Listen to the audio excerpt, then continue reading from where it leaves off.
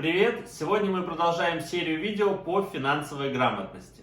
Сегодня мы поговорим, почему важно начинать копить и на чем заострить свое внимание. На моем канале уже было видео, которое называется «Правило 10%». В этом видео я рассказываю про эксперимент своих накоплений и в результате чего мне удалось накопить весьма существенную сумму. Ссылку на это видео я оставлю в описании к этому видео, либо также вы можете его посмотреть здесь. В прошлом видео мы с вами познакомились с Медвинской Дарьей, она является настоящим профессионалом своего дела, где мы разбирали круг жизни с точки зрения финансов. Дорогие друзья, вам знакома такая ситуация, когда мы хотели бы что-то начать, но начинаем искать какой-то идеальный момент.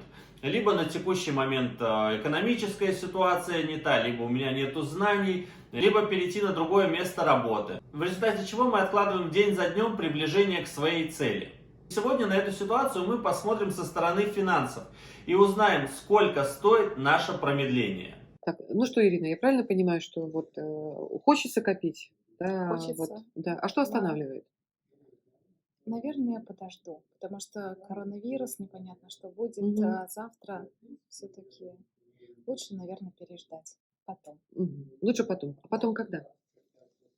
Сейчас все уложится, устоится, устаканится. Так что, Мгм. наверное, через какое-то время точно пока не знаю. Мгм. Ну, давайте тогда с вами сейчас посмотрим, вот, в принципе, сколько стоит подождать. Да, Ну, и, вот, давайте. и как часто вы откладываете свои вот важные решения? в своей Стараюсь жизни? не откладывать, Мгм. но всякое бывает. Мгм. Я правильно понимаю, что вот на принятие вашего решения влияет такое, вот, знаете, некая боязнь и опасение по поводу будущего? Не знаете, что будет завтра? Да, сейчас это как-то особенно ощущается. Мгм. Хорошо, ну, знаете, это ощущается всегда, это законы жизни. Вот давайте с вами посмотрим. Ну, вот вы у нас девушка молодая, да? А сколько вам лет, Ирина? 31. 31 год. Да, ну, давайте с вами вернемся, вот, вернемся назад. Давайте вернемся в 2007 год. Вам сколько тогда было лет? Уже забыли. Уже всё. 13 лет назад. То есть это было сколько получается? 18 лет? Да. 18 лет. Ага, то есть, ну, это уже такое, это совершеннолетие. Вот доллар тогда стоил 23 рубля. 23 рубля стоил Мгм. доллар. Сегодня у нас 2020 год. Да, доллар сколько у нас стоит? 78, 70, наверное, да? 78 Мгм. рублей. Это у нас доллар. Мгм. Скажите, пожалуйста, вот ваши родители вот тогда работали, да, когда вам было 18 лет? Да. А вы примерно знаете, какой был у них совокупный доход на тот момент? Не такой большой, как хотелось бы. Мгм. Ну, сколько примерно? Вот папа с мамой, сколько они зарабатывали Ну, вместе? зарабатывала мама, Мгм. поэтому где-то в районе 40, может 40. быть, Мгм. где-то 40 тысяч. 40 тысяч. Ну да, совершенно верно. То есть на одного приходилось 40 тысяч рублей. Мгм. А давайте с вами, ну, представим, и, ну, в принципе, я знаю эту статистику.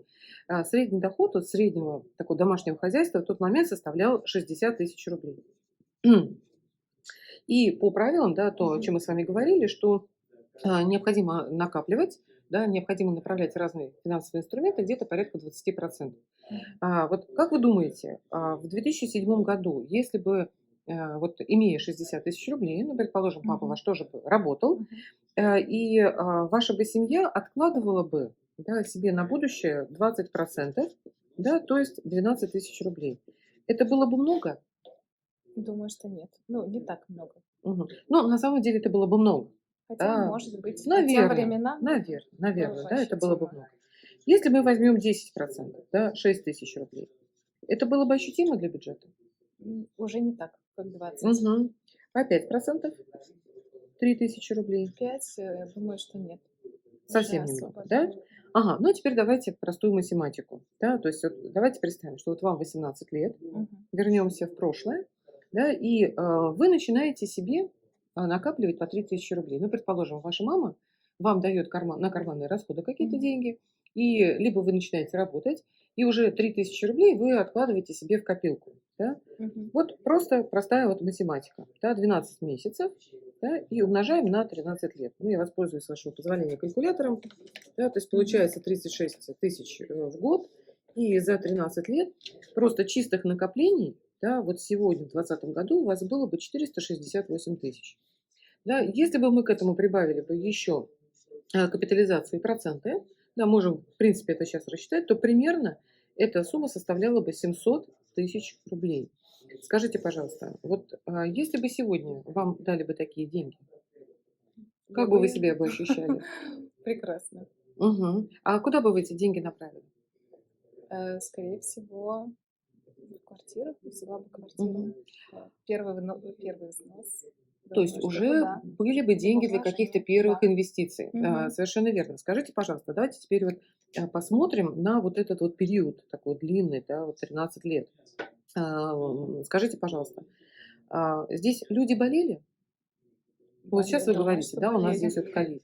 Мгм. Вот, знаете, я помню, что где-то вот здесь в 2007 году был тоже какой-то грипп. Свиной вроде бы был Да, грипп, да, да. да, совершенно Мгм. верно. Болезни были? Мгм. Были. Были, эпидемии были.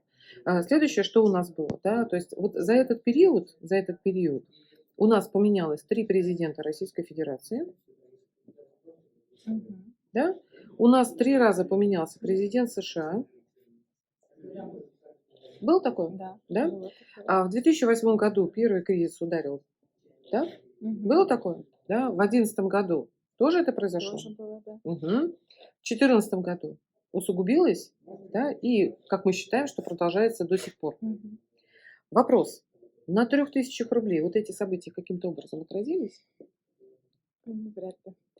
Была ли ситуация, вот, при которой вы не могли бы себе отложить на свой счет, там, либо купить бумаги ценные, да, на 3000 рублей? Думаю, что не было. Мгм.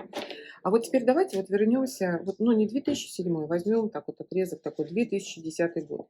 Какие, несмотря на вот эти вот ситуации жизненные, да, что у нас здесь еще происходило? Первое. Акции Apple. Как вы думаете, насколько они выросли за 10 лет, с 2010 по 2020 год? Сколько М, составил рост? Сложно сказать, но я думаю, что очень намного. 1000%. 1000%. Да, значимо. Российский фондовый рынок. Российский фондовый рынок, как вы думаете, насколько вырос за этот период? Ну, если там 1000, здесь может быть. Ну, мы берем в целом не одну бумагу, да, не одного Мгм, эмитента, а в целом фондовый рынок. Ну, плюс-минус так же, наверное. Нет, чуть меньше, да, Меньше? 322% Мгм. показал рост. То есть, смотрите, если бы в 2010 году, Мгм. да, вот, кстати, какой телефон? Вы каким пользуетесь? iPhone. iPhone.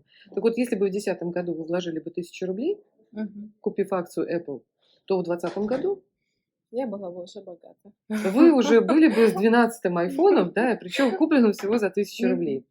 Как вы думаете, вот последующие годы, да, как они пойдут? Ирин, ну, я вам что поясню, да, через 10 лет действительно вы будете старше на 10 лет, Мгм. вам будет уже не 31, Поэтому а это будет вам будет уже еще хуже. 41. И скажите, пожалуйста, а вот в 32, в 35, в 40 лет вам понадобятся деньги? Как вы думаете? Там, мне кажется, понадобится еще больше денег, потому что Мгм. нужно будет заботиться больше о своем Мгм. здоровье, Мгм. возможно, появятся дети, семья. И Должен понадобится быть капитал. откат, да. Да? Мгм. И если мы будем это откладывать, то смотрите, вот вы уже на сегодняшний момент потеряли 700 тысяч рублей. Да. Да, это Это мы берем ощутимо. просто вот такой, знаете, вот обычный банковский вклад. Мгм. Да, мы не берем такие вот производные, да, и не берем такие инструменты, как вот там представители агрессивного рынка, да, ценные Мгм. бумаги. То есть вы могли бы здесь вообще, в принципе, да, вот вложить и очень хорошо заработать. И, может быть, даже Могла бы, да. я услышала о том, что вы сказали, что взяла бы ипотеку, например, да, то Мгм. есть Да. если бы, например, да, вы начали формировать капитал там, в 18-летнем, 20-летнем возрасте, Мгм. и при помощи там, консультации финансового, извините меня, советника либо консультанта, Мгм. прошу прощения за тавтологию, вы могли бы уже в 2020 году, наверное, приобрести недвижимость и без кредитных средств. Да. Мгм. Думаю, что даже Мгм. если бы чуть больше вложить, конечно, можно было без ипотеки обойтись. Да. Мгм. Ну и вот, знаете, вот сейчас нарисую вам график наш жизни, да, и вот вообще, в принципе, как мы с вами живем и как живут наши, вот, как в основном, да, вот 80% населения. Вот вам сейчас 31 год, правильно? Мгм. Скажите, пожалуйста, какая у вас есть финансовая цель через 10 лет? Что бы вы хотели? Как вы себя видите? Хотелось бы дом за городом. Мгм. Дом. С- Мгм. Собственно, это семья, дети, соответственно, это дополнительные траты. Мгм. Сколько дом стоит? Если бы Дом сегодня, вот представьте, что вам сегодня 41 год, и вы, сколько вам нужно денег для того, чтобы его построить? построить Да, дом. 25-30 Мгм. миллионов рублей. 25-30 миллионов рублей. Отлично. Мгм. У нас до этой цели 10 лет. Мгм. Угол принятия решения у нас сегодня вот такой. Да? То есть, Мгм. если мы начнем уже делать это сегодня, вот прямо сейчас, то вот вход, да, получается, 2,5 миллиона рублей нам необходимо уже инвестировать в свою будущую цель уже Мгм. сегодня. Да? Если мы с вами отодвигаемся во времени, то что у нас получается? Да? Угол принятия решения, да, вместо такого, да, становится гораздо больше. Мгм. Что произойдет? Вам исполнится 41 год, да, то есть это, так поступает 80% населения. Вы приблизитесь к этой вот точке, да, и что вы, какое решение вы примете? Вот если вы не начали ничего делать, не начали копить.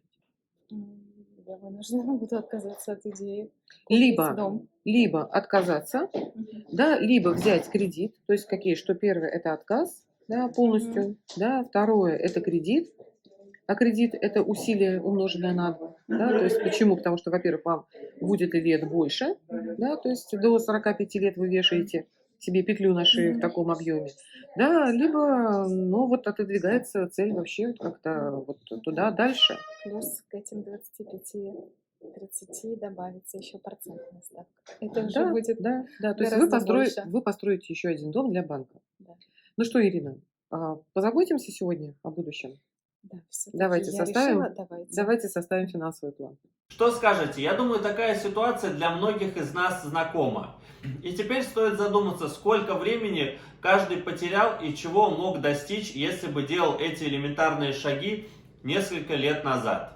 И если мы бы это начали делать раньше, где мы были бы сейчас? Также, в свою очередь, хочу сказать то, что совместно с Дарьей Медвинской мы создали свой профиль в Instagram, в рамках которого вы можете увидеть кучу полезного контента по финансовой грамотности, а также записаться и пройти своего рода мини-тренинг, который называется «Финансовый тренажер», и с помощью которого вы сможете смоделировать разные ситуации, накопления и посмотреть в ранрейте, то есть то, что вы на текущий момент принимаете решение, как это будет через 3, 5, 10 лет отразиться на вашей жизни. И поиграв на этом финансовом тренажере, я вам гарантирую то, что вы узнаете о финансах намного больше, чем из ряда других тренингов.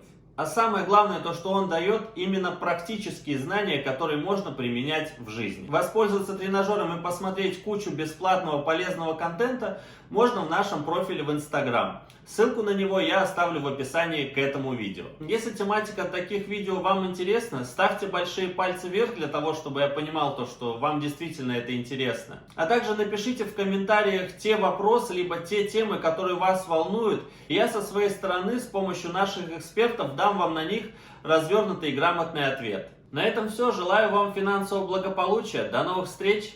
Пока.